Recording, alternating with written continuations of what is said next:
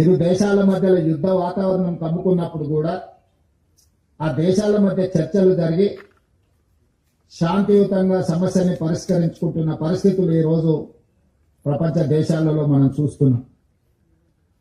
అణుఆయుధ సంపత్తి ఉన్న దేశాలు కూడా ఈరోజు చర్చలకు శాంతికే ప్రాధాన్యత ఇస్తున్న క్రమంలో తెలంగాణ రాష్ట్ర ప్రభుత్వం తరఫున మిగిలిపోయిన సెంట్రల్ కమిటీ మెంబర్స్ కానీ స్టేట్ కమిటీ మెంబర్స్ కానీ ఇంకా అజ్ఞాతంలో జీవితం గడుపుతున్న నక్సలైట్లకు తెలంగాణ రాష్ట్ర ముఖ్యమంత్రిగా నా పిలుపు, మీరందరూ కూడా జనజీవన స్రవంతిలోకి రాండి.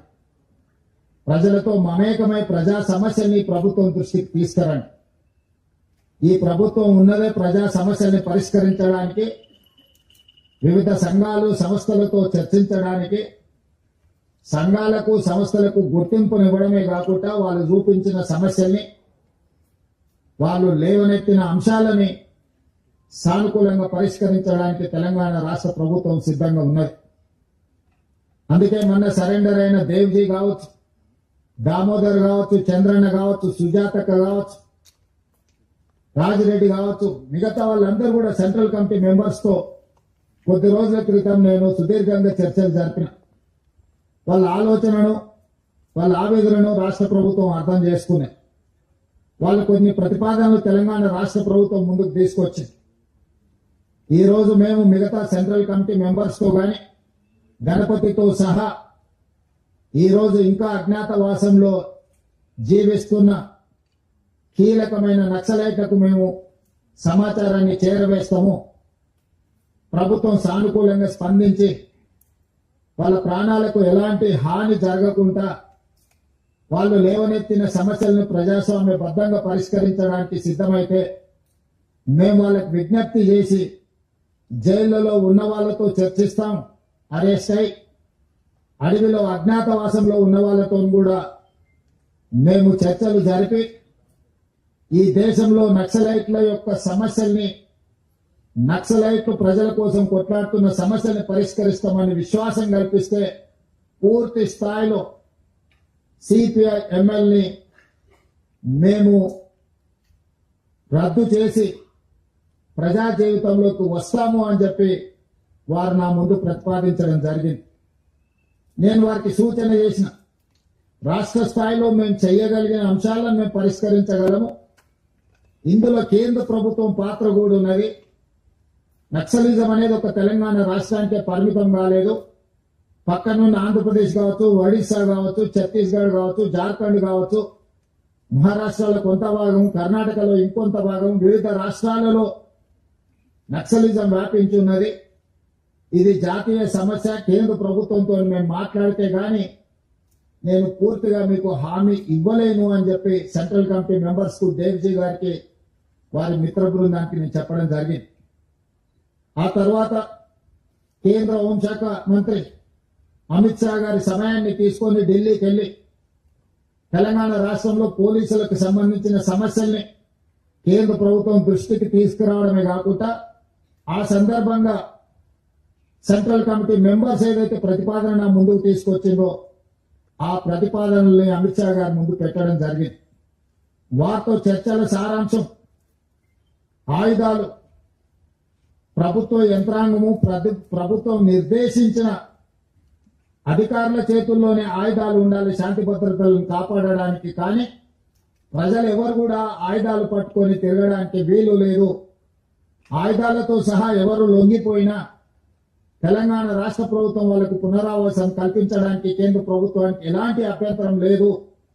ఎవరు సరెండర్ అయినా వాళ్ళ ప్రాణాలకు, వాళ్ళ మెరుగైన జీవన విధానానికి మీరు హామీ ఇవ్వండి అని చెప్పి అమిత్ షా గారు నాకు సూచన చేయడం జరిగింది. అమిత్ షా గారితో మాట్లాడిన తర్వాత నక్సలైట్ నాయకులతో, వివిధ హోదాలలో ఉన్న వాళ్ళతో మాట్లాడితే ఈరోజు 130 మంది నక్సలైట్లు ఛత్తీస్గఢ్ కు సంబంధించిన వాళ్ళు కావచ్చు, తెలంగాణ కావచ్చు, ఆంధ్రప్రదేశ్ కు సంబంధించిన వాళ్ళు ఈ రోజు వాళ్ళ చేతుల్లో ఉన్న ఆయుధాలతోటి ఈ రోజు వాళ్ళు సరెండర్ అవ్వడం, అందులో 124 అత్యంత ఆధునికమైన ఆయుధాలతో, ముఖ్యంగా 31 AK-47లు ఎస్ఎల్ఆర్లు, ఇతర అధునాతనమైన ఆయుధాలు, విదేశాలలో తయారైన అధునాతనమైన ఆయుధాలు, 7,000 బుల్లెట్లు, బుల్లెట్ ద్వారానే ప్రజా సమస్యల్ని పరిష్కరిస్తామన్న వాళ్ళు ఈ రోజు బ్యాలెట్ ద్వారా ప్రజా సమస్యల్ని పరిష్కరించడానికి ముందుకు వచ్చి ఈ రోజు ఇక్కడ ఈ వేదిక ముందున్న 130 మంది నక్సలైట్లు ప్రభుత్వం యొక్క పిలుపు మేరకు ఈ రోజు సరెండర్ అవ్వడం జరిగింది. పాత్రికేయ మిత్రులు, ఉన్నతాధికారుల సమక్షంలో వాళ్ళు సరెండర్ చేసిన ఆయుధాలను మీరు చూసి AK-47 SLR, 303 rifles, 9mm pistols, ఇతర ఆయుధాలు, 7,000 బుల్లెట్లు ఈ రోజు సరెండర్ అయ్యే సందర్భంగా వీళ్ళు ప్రభుత్వానికి అప్పచెప్పడం జరిగింది. నాకు తెలిసినంత వరకు దేశంలో ఇంత పెద్ద ఎత్తున ఆయుధాలతో నక్సలైట్లు సరెండర్ అయిన సంఘటన ఇదే అతిపెద్దదని నేను భావిస్తున్నా.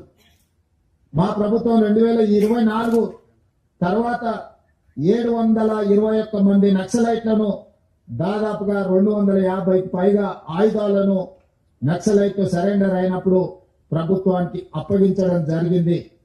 సరెండర్ అయిన నక్సలైట్ల చట్ట పరిధిలో వాళ్లకు ఏవేవైతే రివార్డ్స్ ఉన్నాయో, రిహాబిలిటేషన్ కు సంబంధించి ప్రభుత్వం ఏదైతే హామీ ఇచ్చిందో వాటన్నిటిని అమలు చేస్తాం.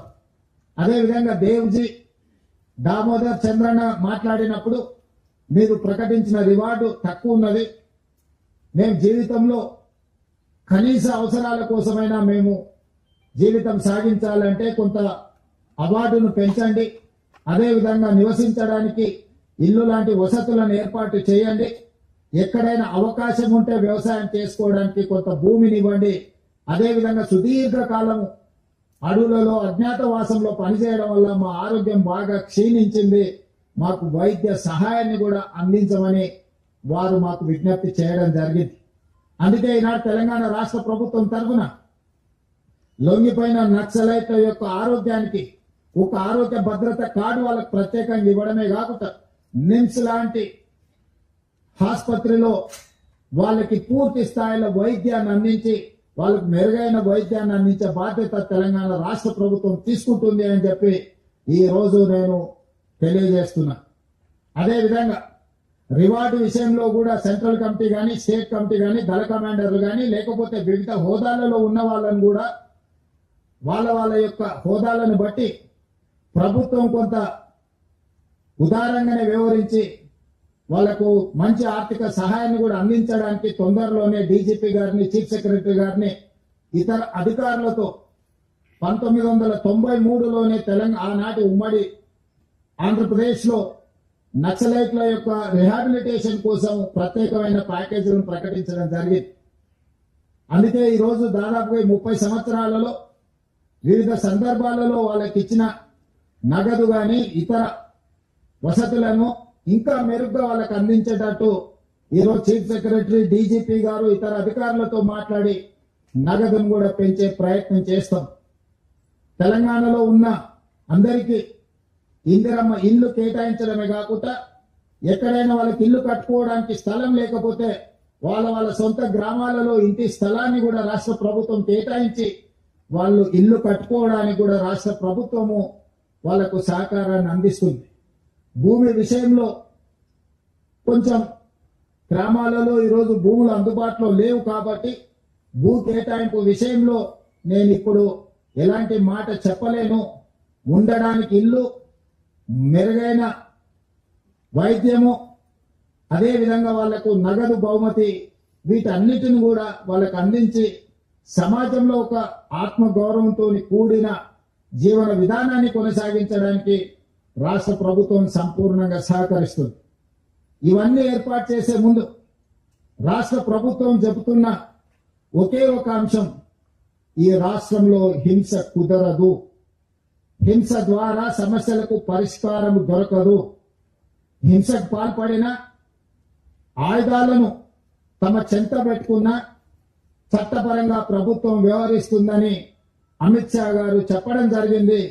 ఈ రోజు రాష్ట్ర ప్రభుత్వంలో ఉన్న సంస్థలే కాదు, కేంద్ర ప్రభుత్వానికి సంబంధించిన సంస్థలు కూడా ఈ యాంటీ నక్సల్స్ ఆపరేషన్స్ లో పాల్గొంటున్నారు. వీళ్ళకి సంబంధించిన సమాచారాన్ని కూడా ఎన్ఐఏ లాంటి సంస్థలు సంక్షిప్తంగా ఎక్కడికక్కడ సమాచారాన్ని సేకరిస్తున్నారు. ఆ సంస్థలు కూడా కఠినంగా వ్యవహరిస్తాయి. కాబట్టి ఈ రోజు అజ్ఞాతవాసంలో ఉన్న నక్సలైట్లకు నా సూచన, విజ్ఞప్తి, నా పిలుపు ఒక్కటే. మనమందరం ప్రజాస్వామ్యంలో ప్రజాస్వామ్యబద్ధంగా ప్రజా సమస్యల్ని పరిష్కరించుకుందాం. తెలంగాణ రాష్ట్ర ప్రభుత్వం ఎల్లవేళలా మీతో చర్చించడానికి సిద్ధంగా ఉంది. అందుకే ఆయుధాలతో సహా మీరు ఈ రాష్ట్ర ప్రభుత్వం యొక్క పిలుపు మేరకు మీరు సరెండర్ అవుతే అన్ని రకాలుగా తెలంగాణ రాష్ట్ర ప్రభుత్వం మీ బాగోగులను చూసుకుంటుంది. కేంద్ర ప్రభుత్వానికి కూడా నేను విజ్ఞప్తి చేసిన, అమిత్ షా గారు కూడా తెలంగాణ రాష్ట్ర ప్రభుత్వానికి స్వేచ్ఛ ఇచ్చిందో, ఆరోగ్యం విషయంలో, ఆర్థిక వెసులుబాటు విషయంలో, నివసించడానికి ఇంటి స్థలము, ఇల్లు నిర్మాణానికి ఆర్థిక పరమైన సహాయంలో కూడా మమ్మల్ని స్వేచ్ఛగా ముందుకు వెళ్ళమని అమిత్ షా గారు చెప్పిండు మొన్న జరిగిన చర్చల సందర్భంగా. అందుకే కేంద్ర ప్రభుత్వం సూచన మేరకు తెలంగాణ రాష్ట్ర ప్రభుత్వం విజ్ఞప్తి చేస్తుంది. ముప్పాలపు లక్ష్మణరావు గారు అలియాస్ గణపతి గారితో సహా, ఎందుకంటే కొండపల్లి సీతారామయ్య గారి తర్వాత నక్సలిజంలో అంత గుర్తింపు, ప్రజల యొక్క గుర్తింపు ఉన్న వ్యక్తి గణపతి గారు. 75 సంవత్సరాల పైగా వారి వయసు ఉండొచ్చు. వారి ఆరోగ్య పరిస్థితి కూడా బాగలేదని మా అధికారులు నాకు చెప్పడం జరిగింది. వారి ఆరోగ్యానికి, వారి ప్రాణానికి వారు సరెండర్ అవుతే తెలంగాణ ప్రభుత్వం పూర్తిగా రక్షణ కల్పిస్తుంది. వారితో సహా సెంట్రల్ కమిటీ గాని, స్టేట్ కమిటీ గాని వివిధ హోదాలలో అజ్ఞాతవాసంలో ఉన్న నక్సలైట్లను జనజీవన స్రవంతిలోకి రాండి అని చెప్పి తెలంగాణ రాష్ట్ర ప్రభుత్వం పిలుపు ఇస్తుంది. ఈ పిలుపు ద్వారా ఒక మంచి పరిణామం తెలంగాణ రాష్ట్రంలో జరగాలి. ఈ రోజు సాధించుకున్న తెలంగాణను పునర్నిర్మించుకుందాం. మీరందరూ కూడా జనజీవన స్రవంతిలోకి రాండి. తెలంగాణ పునర్నిర్మాణంలో భాగస్వాములను కాండి. గ్రామీణ ప్రాంతాలలో, తండాలలో, గూడాలలో, మారుమూల పల్లెల్లో, అటవీ ప్రాంతంలో ఉన్న గిరిజనుల యొక్క హక్కులను, అక్కడ వాళ్ళ ఆర్థిక స్తోమతను పెంచడానికి ఈ ప్రభుత్వం కట్టుబడి ఉన్నది. ఈ ప్రభుత్వం అన్ని వసతులను ఏర్పాటు చేస్తుంది. కాబట్టి సరెండర్ కావాల్సిందిగా, ఆయుధాలను చెప్పాల్సిందిగా ప్రభుత్వం ఇచ్చిన పిలుపుతో మీరు ముందుకు వస్తారని మా ప్రభుత్వం ఆశిస్తున్నది. आज पत्रकारों से मैं एक ही बात कहना चाहता हूं. कुछ दिन पहले जो central committee members Chandranna, Devji, Damodar, Sujata Kaur उनके साथी मुझे मिलने के लिए आए थे. वो लोग ये सुझाव दिए कि आगे भी गणपति जी अभी जितना भी जो अंडरग्राउंड में है, जो जंगल में जनता के लिए जो लड़ रहा है हथियार लेकर, वो सब लोग अगर राज्य सरकार, केंद्र सरकार सहकार दिए तो, उन लोगों को एक भरोसा दिलाए तो